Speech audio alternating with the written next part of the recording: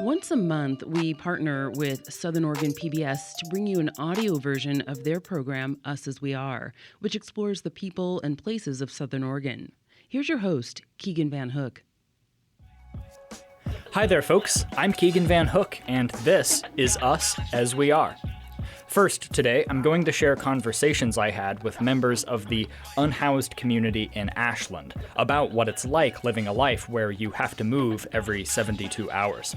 And then later, I'll take you to the Medford Armory Antiques Show to talk with antique collectors about oddball items and historical artifacts. If you live in Ashland, or follow news in the Rogue Valley closely, you've probably heard about the homeless encampments which have been cropping up in various prominent places around town. They're partially a form of protest for the rights of the unhoused to sleep on public property. A lot of the reporting on these encampments has focused on the unhoused people, either in the abstract or from a third-person perspective. I wanted to know more about the actual people who have been spending their winters and summers sleeping in tents right in the small town I live in, so I went out to meet them. All right, I am Maverick. I happen to be one of the few unhoused parents, and we've been dealing with basic survival, the homeless stigma, looked at gross, being spoken down to. You're in trouble because you're sleeping outside. We're breaking down because we have to move, so every time we move spots, we get served a 72-hour notice, so we stay within the civil guidelines and we move in that time frame. So it's breaking everything down, folding it back up, putting it back on the thing, and moving it down to another spot. Hello, my name is Fenris McCoy, and I'm living out here as a homeless person. And you're Maverick's oldest son? Yes, I'm 12 years old. What's the lifestyle out here like? It has its pros and cons. Like out here, you don't have to pay taxes. The main disadvantages is, police and stuff always harass you if you stay somewhere for too long. We don't have much time. Hurry up and go. Dude, stop. It's 9:36. Then go. We only Stop. have until 9:44. Even when we've had a hotel room through I've paid it or assistance, or we're in a shelter, or we're cohabitating paying rent somewhere, I still take the kids out to keep them adjusted, take them to parks, take them to multiple parks, keep them exercised, because rent gets expensive. Jobs might transfer you, a position might close up, stuff happens. Honestly, I've been homeless my whole life, so I've always known how it's like. Very tiring. Every 3 days, you always have to get up early as f***. As soon as you wake up, I have to pack up as many things as you can and take it down. And you have to do this every 3 days, so very tiring. But it's always rewarding at the end, because then you can always relax and stuff. Like, if I get the time to do it, I usually like to play online games and stuff on my phone. I like sports a little bit. Like hanging out with friends. Do you have friends here in Ashland? They're older. They're probably about your age and stuff. Well, my name's Gerald Cleveland. I'm glad to be here, from Texas, but moved out here because I have a daughter, so, I'm just trying to get in with the system and make my way into housing so I could, raise my daughter and stuff. What's your living situation right now? Right now, I'm homeless. I was living at Aura, but, due to technicalities, I had to move out. Well, I'm an artist, and I also like to travel a lot, and I skate really, really hard. I skate every day. You ever heard of Godzilla? Well, yeah. Yes. The big G. I also like Transformers. Those are really cool movies. I like Harry Potter.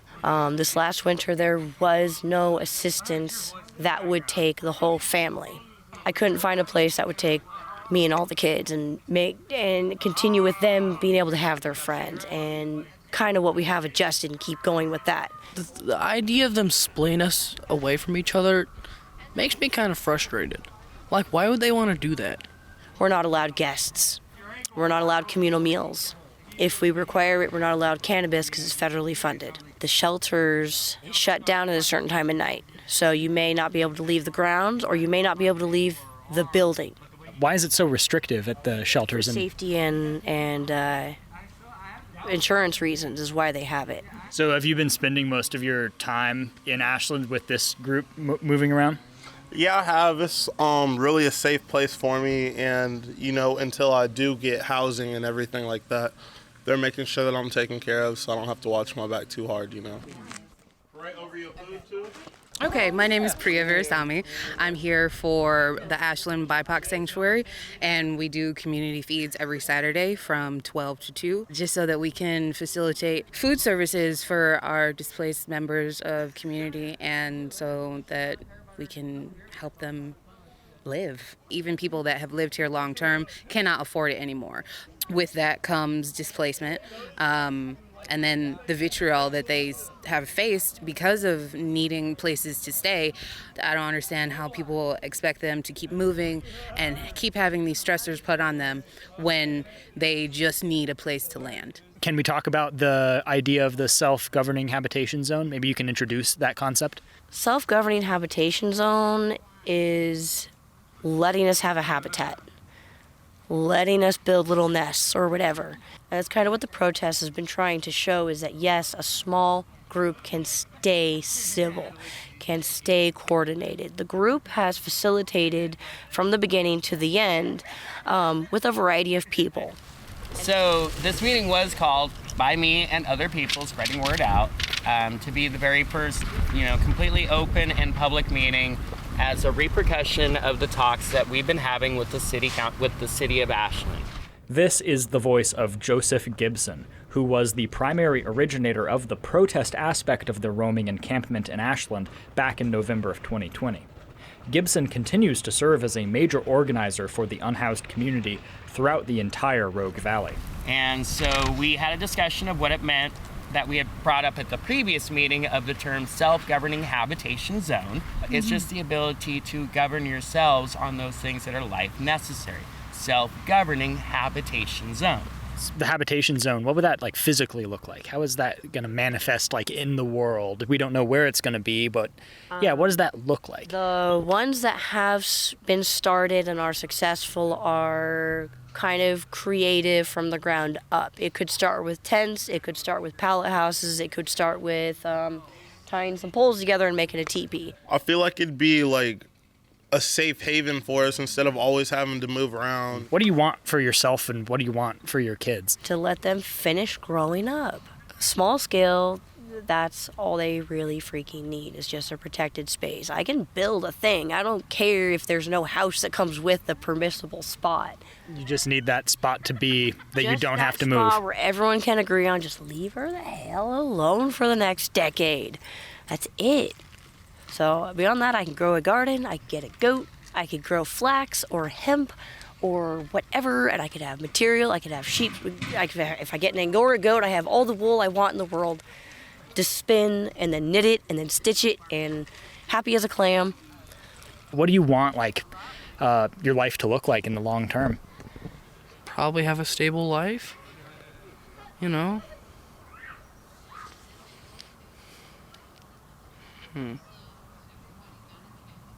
about it. I don't know what else. Can't really predict the future, so. The next story I want to share with you takes us over to Medford, where on the 21st of May, the National Guard Armory was temporarily transformed into a marketplace filled to the brim with weird and wonderful antique items. Hi everyone, I'm Liz Darby, promoter of the Medford Antique Show, happening twice a year, including this May at the Armory in Medford. We have over 20 vendors selling antiques, vintage, you name it, anything old, we've got it. So this is some of our collection, and this is one of my favorite pieces that we recently got. It's a Wedgwood apartment stove, Smokey the Bear, vintage posters, vintage musical instruments, a Michael Jackson record player, a lot of military. We shop estate sales, and even though we also help people clear their estates, we like to shop estate sales, thrift stores. Like I said, there's a lot of dealing and trading between people who sell at these antique shows, so we'll probably work with some of these other vendors. My name is Tim Cote. I came up from Sunnyvale down in the Bay Area to do this show. Brought just a little bit of everything we've accumulated over the last 20 years of collecting, enjoying meeting people and helping them build collections. and reducing ours. My wife is a volunteer for the American Cancer Society, and they get a lot of donations of tobacco-related stuff. And for obvious reasons, they're not selling that. So we get interesting ashtrays, a tobacco cutter, beer steins, lots of beer steins. This is only a small portion of them. Collection of silver souvenir spoons. Shows like this are pretty general, so we try to bring a little of everything so everybody can find something to take home. Oh, I'm Catherine Vanderpool. We're called Brass Rail, and it's eclectic, a lot of lights, a lot of fun things. Is there something to be said about the merry-go-round? I brought it home to my husband in a brown paper bag in pieces. I handed it to him and said, please, and he put it back together, and it works perfectly. I'm Bud Ginger. I live over in Chiloquin, Oregon, and I've been in the basket stuff for about 40 years. And I got to be 92, and it's time for me to start cutting down. So they're here. Bud is surrounded by Native American baskets with patterns hand-woven into them. That's a Papago storage basket. If you look, he's a deer hunter. He's got his gun in his hand. He's got his horse. He's got a deer on there. They're a real good story basket. That one big one right there, that's called night creatures. And see, they're all animals that were out during the night. What kind of baskets are these? Tell me about their style. That was a mission basket. The first one was a Papago. They're Indian basket. Now pick up that cash box. This? You want me to pick it up? Pick it up. Now, That's very heavy. If you were robbing the stagecoach, would you want him to throw that down and into your wagon? No. It'd go right through your wagon. My name is Jody Kimmel. I'm a member of the Jacksonville Museum Quilters, and we do hand applique and hand quilting because that's what our grandmas used to do. Hand quilting is not fast. What I'm doing is the applique, and that's how this quilt was made. And you use the point of the needle to turn it under and take one stitch at a time. It's not fast, and it does take a little patience. This cow, made by Woody Jackson. He designed the cow for Ben & Jerry's ice cream in around 1980. This is one of his cutouts. Very collectible, very hard to find, very unusual. So wait, who was Woody Jackson? Woody Jackson, I'd consider him an artist. He's also known for doing like etchings and engravings of cows, that type of thing. But his cutouts, if you can find one, like Holy Grail stuff. How did you get into this hobby, craft, this business? I've been doing it since I was very young. It skipped a generation, but prior to that, my family's always been involved in this in one form or another. But, oh yeah, I enjoy this. I don't see myself doing anything else but this. I grew up on the Indian reservation in Oregon. Sometimes Indian ladies would be working on a basket, and they would put me to helping them. And I just was around it, and it was something that I liked. And I think it's one of the greatest arts in the world. And I saw that quilt hanging up in the window, and I thought, I got to learn how to do that. And I took a class. And that was 45 years ago, and I've been stuck ever since. Unfortunately, I lived in Talent, and I lost my house in the fire. And I lost all of my quilts, 68 hand applique and hand quilted quilts, all the quilts for my grandkids and great-grandkids. So that was kind of heartbreaking. So now I'm in the process of trying to do just a little wall hanging for the grandkids, because they'll appreciate them a lot more. It's just something from Grandma. Well, folks, that's all I have time for on JPR today. I want to encourage you to tune in or stream the full-length video version of my program, Us As We Are, on Southern Oregon PBS. We'll have more on these stories and others tomorrow, Saturday, June 3rd at 7 p.m., and online at sopbs.org/usasweare.